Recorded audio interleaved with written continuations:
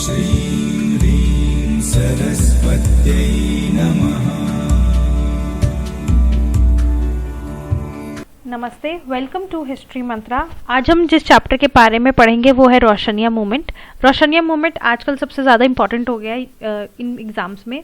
इस चैप्टर में हम पढ़ेंगे रोशनिया के बारे में, कौन थे रोशनिया, उनका सोशल और रिलीजियस बेस क्या था, उनकी फ़िलॉसफी क्या थी और उनके जो कॉन्फ्लिक्ट थे स्टेट के साथ उसके बारे में जानने की कोशिश करेंगे। एज़ यूजुअल सबसे पहले इंट्रोडक्शन। इस चैप्टर में हम देखेंगे कि गैर अनुरूपवादी नॉन कन्फर्मिस्ट रोशनिया, उनके सोशल और रिलीजियस बेस के बारे में जानेंगे।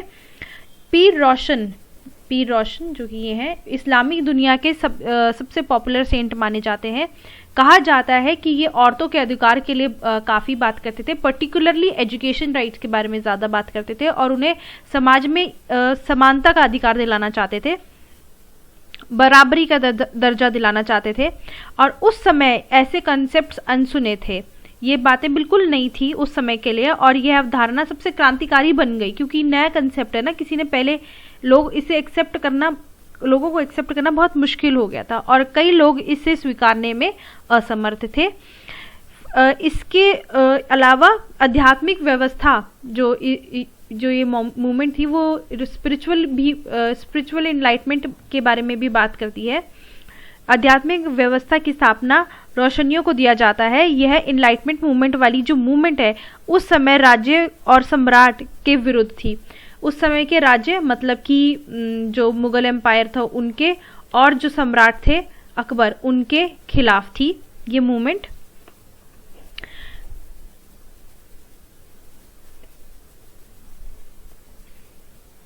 इनकी ये आइडियोलॉजी बाद में इनके बच्चों से आगे बढ़ाई गई। पूरी मूवमेंट का फोकस औरतों की स्थिति सुधारने में था, ये मेन पॉइंट है। इस पूरी मूवमेंट का जो मेन बेस था वो औरतों की स्थिति सुधारने के लिए था।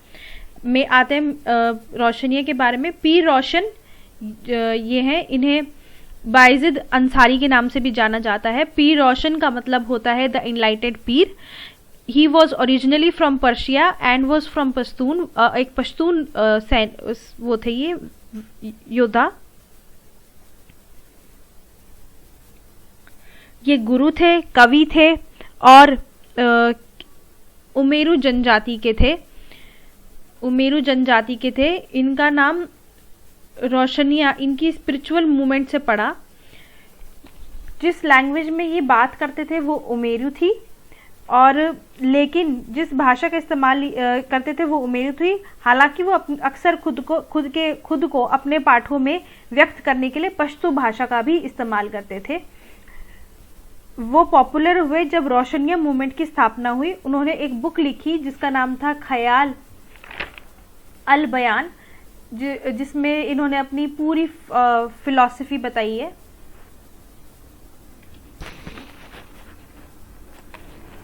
ये मुगल बादशाह अकबर के साथ लगातार संघर्ष करते आ रहे थे और उन्होंने एक पश्तून सेना भी खड़ी करी थी उस समय मुगल्स के खिलाफ।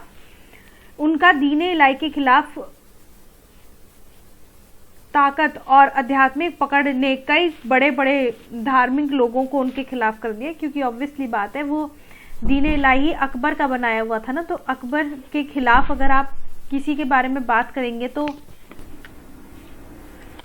काफी बड़ी बड़ी हस्तियां, धार्मिक हस्तियां जो थी वो अकबर के साथ थी और इनके खिलाफ हो गई थी।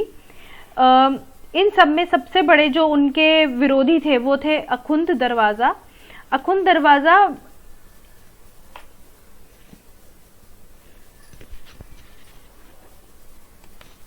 कहा जाता है कि अखुंद दरवाजा ने पश्तो में एक किताब लिखी जिसमें पीर रोशन के विचारधाराओं के खिलाफ लोगों को भड़काया।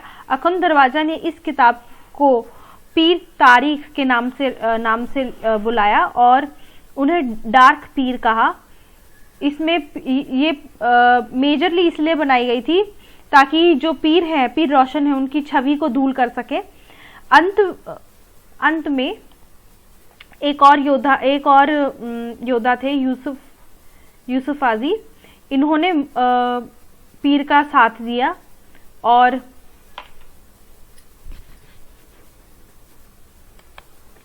पीर का साथ नहीं दिया और इन्होंने मुगल एम्परर के साथ मिलकर, मतलब मुगल एम्परर, उस समय का मुगल एम्परर अकबर के साथ मिलकर इनको और इनके बेटों को मौत के घाट उतार दिया और इनके सबसे छोटे बेटे जलाल को छोड़ दिया।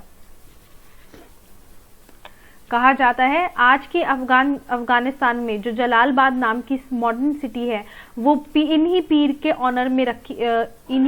ऑनर के नाम पर रखी गई है। अब आते हैं इन्फ्लुएंस के ऊपर। इन्फ्लुएंस, पीर रोशन की थ्योरीज ने किस किस को इन्फ्लुएंस किया। पीर रोशन वास्तव में एक सूफी संत थे जो कभी कभी कट्टर थे और कभी कभी यूजुअल से रहते थे। अक्सर वह इस वजह से लोग उनके विचारों को स्वीकार नहीं कर पाते थे क्योंकि उन्हें समझ ही नहीं आता था कि ये स्ट्रिक्ट है या सॉफ्ट है।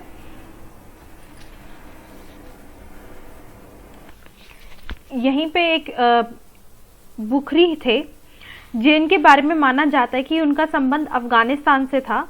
कहा जाता है कि ये पश्तून ट्राइब के समान थे जो बाहरी दुनिया से अलग अलग रहते थे। इसी कारण से इन्हें कुमांगरीन एरिया था जहां पर इनकी जनजाति का सबसे महत्वपूर्ण बिंदु बन गया।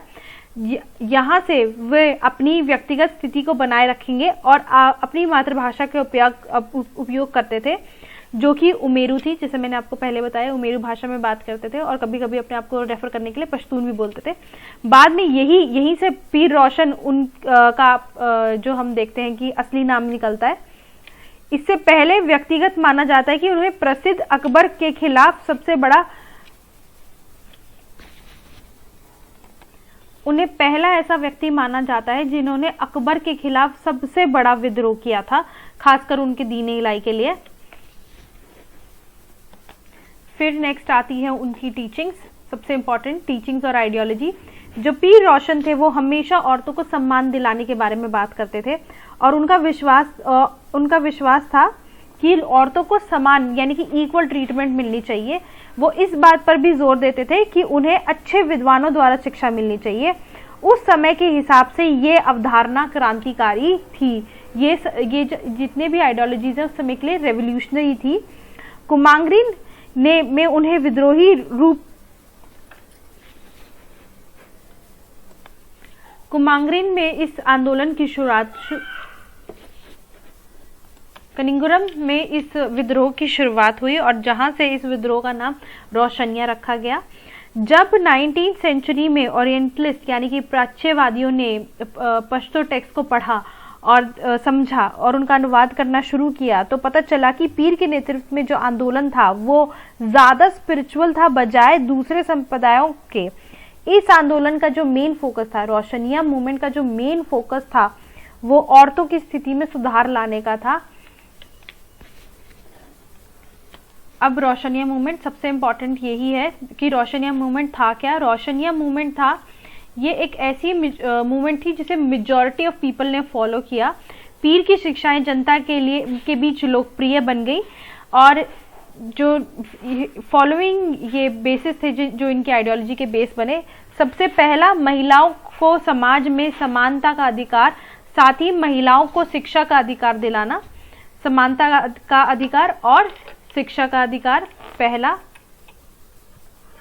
दूसरा, जब भी हम किसी धार्मिक या राजा बनाने के लिए नेता चुनते हैं तब हमें वंश को महत्व नहीं देना चाहिए, हमें सिर्फ उस पर्सन पे फोकस करना चाहिए, उसकी लीनिएज पर नहीं। तीसरा इन्होंने टाइटल्स को बैन किया। इन्होंने कहा कि टाइटल्स और उपाधियां ये जो भी होती हैं इन्हें मेहनत से अर्जित किया जाना चाहिए, ना कि फ्री में मिल जाए। और चौथा और लास्ट इनका था कि जो भी पीर रोशन की बुक्स हैं उन्हें ट्रांसलेट की जाए और उन्हें पढ़ा जाए। जो ये पूरी अक्सर उनको आध्यात्मिक आंदोलन से संबंधित किया जाता है। अंग्रेजी अनुवादों में उन्हें आध्यात्मिक यानी कि स्पिरिचुअल सेक्ट के लिए ज्यादा जाना जाता है। ये ट्रांसमाइग्रेशन ऑफ सोल यानी कि आत्माओं के स्थानांतरण पर बात करते थे। उनके पाठ व्यक्तियों को भगवान के प्रतिनिधि के बारे में बताते हैं। इस तरह की अन्य विचारधाराओं के कारण इस आंदोलन को संप्रदाय से भी जोड़ा गया, दूसरे सेक्ट्स यानी कि संप्रदायों से भी जोड़ा गया, जैसे कि शिया, सूफी और इस्लामी, इस तरीके के सेक्ट से भी जोड़ा गया। फिर कॉन्फ्लिक्ट, सबसे इम्पॉर्टेंट इनका कॉन्फ्लिक्ट क्या था। जो ये कॉन्फ्लिक्ट था सारा, उसे पढ़ने से पहले जो इनकी यहाँ पर इस पूरे पैराग्राफ में, ये पूरे रिलीजियस स्ट्रगल वाली पैराग्राफ में इनकी स्ट्रगल बताई गई है। कहा गया है कि पीर मोहम्मद की लाइफ हिस्ट्री के बारे में बताते हुए कहते हैं कि वो एक काजी के बेटे थे, वो बहुत ज़िद्दी थे, उनकी आइडियोलॉजी सबसे अलग थी। उनकी आइडियोलॉजी, जब उन्हें अपनी आइडियोलॉजी पर गिव अप करने के लिए कहा गया तो उन्होंने अपना घर ही छोड़ दिया और पेशावर वैली में जाकर रहने लगे। फिर वहाँ जाकर उन्होंने अपना एक पूरी मूवमेंट बना दी और उस पूरी मूवमेंट के साथ कई फॉलोअर्स जुड़ने शुरू हुए। यहाँ से उनकी पहचान बननी शुरू हुई। जब वो मशहूर हुए तो जाहिर सी बात है उनके कई दुश्मन भी बनेंगे, और जब वो दुश्मन और उन दुश्मनों की लिस्ट में सबसे ऊपर जिसका नाम था वो था उस समय के बादशाह एम्परर अकबर थे, क्योंकि वो दीन इलाही के बिल्कुल खिलाफ थे। और इस दीन इलाही की उनकी जो आइडियोलॉजी थी वो इतने सख्त खिलाफ थे कि उन्होंने मुगल आर्मी के खिलाफ अपनी एक अलग आर्मी खड़ी की थी। जब उनकी मृत्यु हुई ताराबेला में, तो उसके साथ उनके बस एक छोटा, उसके बाद उनके सारे बेटों की मौत हो गई और बस एक बेटा बच गया उनका, जलाल, वो ही बच गया था। वो उस समय 14 साल का था। जब उन्होंने इसी जलाल ने, पीर के बेटे ने उनकी आइडियोलॉजीज को आगे बढ़ाया और आगे आने वाली मुगल फोर्सेस के खिलाफ लड़ाई करी और एक युद्ध हुआ जिसमें इस जलाल और अकबर के साथ ही एक युद्ध हुआ जिसमें बीरबल की मृत्यु हो गई। कहा जाता है कि आज की जो अफगान सिटी है जलालबाद, वो इसी जलाल के ऊपर इसी जलाल के ऑनर में दी गई है। फिर उसके बाद उनके नेफ्यू अहाद ने उनकी लेगेसी को फॉरवर्ड लेके गए और उनकी पहचान को बढ़ाया और मुगल फोर्सेस के सामने डटकर खड़े रहे। और अहाद की मृत्यु जहांगीर द्वारा हो जाती है। जहांगीर इनको मार देते हैं और यहाँ से क्या कहते हैं, ये जो लेगेसी है, फिर उसके अहाद के बेटे अब्दुल कादिर लेके जाने की कोशिश करते हैं आगे, और जल्द ही वो भी एग्जीक्यूट किए जाते हैं मुगल फोर्सेस द्वारा। तो यही पूरी स्ट्रगल है इनकी कि कैसे कैसे इन्होंने इतनी डटे रहे मुगल फोर्सेस के आगे, और अब जो रोशनिया मूवमेंट थी उसके खिलाफ डटे रहे। फिर आता है स्टेट वर्सेस रोशनिया। सबसे इम्पोर्टेंट कॉन्फ्लिक्ट क्या था। कॉन्फ्लिक्ट जो था वो कई वाक्यों के कारण होता है। कहा जाता है कि ऐसे कई वाक्य हुए जहां रोशनिया स्टेट के साथ कॉन्टिन्यूसली कॉन्फ्लिक्ट में आता रहा था। पीर रोशन पश्तून इतिहास के सबसे प्रसिद्ध व्यक्ति हैं और परस्पर विरोधी थे उस विचारधाराओं के जो अकबर की थी। अकबर की फिलॉसफी थी दीन इलाही, जिसमें सभी अपना अपना रिलीजन छोड़ के दीन इलाही को एक्सेप्ट करेंगे, और इसके सबसे बड़े विरोधी थे ये पीर रोशन।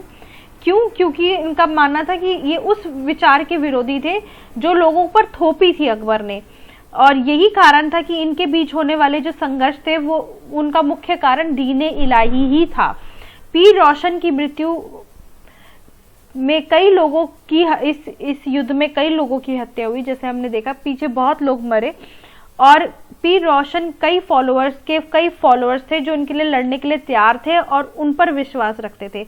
अकबर ने पीर के खिलाफ धार्मिक हस्तियों की एक बड़ी सेना इकट्ठी कर दी, बड़े बड़े रिलीजियस फिगर्स को इकट्ठा किया जो उनके दीन इलाही में थे, और उनको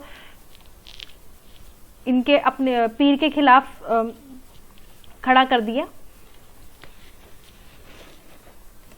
जो अकबर थे वो पीर को मिलने वाले संघर्ष से बिल्कुल हैरान थे। इन्होंने एक पूरी कॉन्स्पिरेसी बनाई अखुन दरवाजा वाली, जैसे हमने पहले पढ़ा, जहाँ पे पूरी एक बुक छपवाई जाती है और जहाँ उन्हें डार्क पीर, उनकी छवि को धूल करने की कोशिश की जाती है और उन्हें डार्क पीर भी कहा जाता है। इस अखुन दरवाजा की बुक में कहा जाता है कि जो स्ट्रगल थी ये स्पिरिचुअल स्पिरिचुअल मूवमेंट की स्ट्रगल थी और इस रिलीजियस बिलीव्स की स्ट्रगल थी, जिसकी कभी कोई सेटलमेंट हुई ही नहीं। ये पोता पोतियों तक चलने वाली लड़ाई बन गई थी। यहाँ से रोशनिया मूवमेंट का अगर आप आंसर चाहते हैं, आंसर बनाना चाहते हैं, तो रोशनिया मूवमेंट के अगर इंट्रोडक्शन लेंगे तो यहाँ से ज़्यादा बेटर होगा।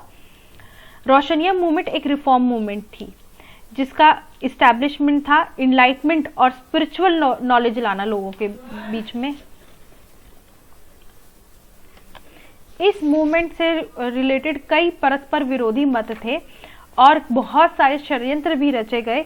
यहाँ तक कि बहुत सारे सिद्धि इस्लामिक स्कॉलर्स ने भी इसे इस्लामिक इल्यूमिनेटिंग के नाम से बुलाया। बहुत सारी कॉन्स्पिरेसीज हुई। हालांकि यह आंदोलन विशुद्धि रूप से आध्यात्मिक था।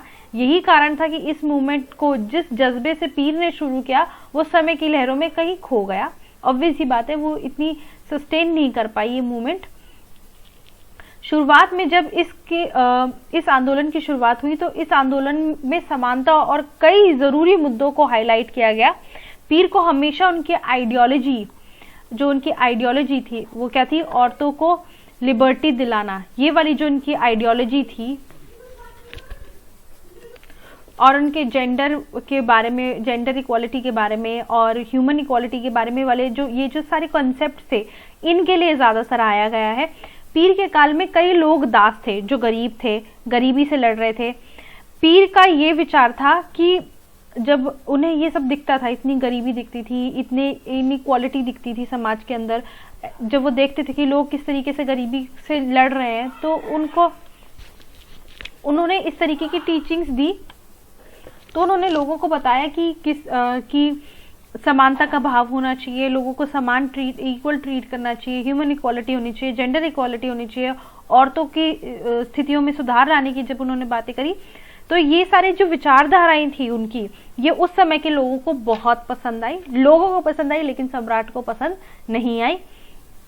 और कहा गया, और उनकी जो इस आइडियोलॉजी के कारण जो उनके फॉलोअर्स बने थे वो अकबर को बिल्कुल भी अच्छे नहीं लगते थे, क्योंकि उनके दीन इलाही के इतने फॉलोअर्स नहीं थे, उनके फॉलोअर्स कम थे और पीर के फॉलोअर्स ज्यादा थे। ये इंस्टा की गेम चल रही है कि किसके फॉलोअर्स ज्यादा हैं।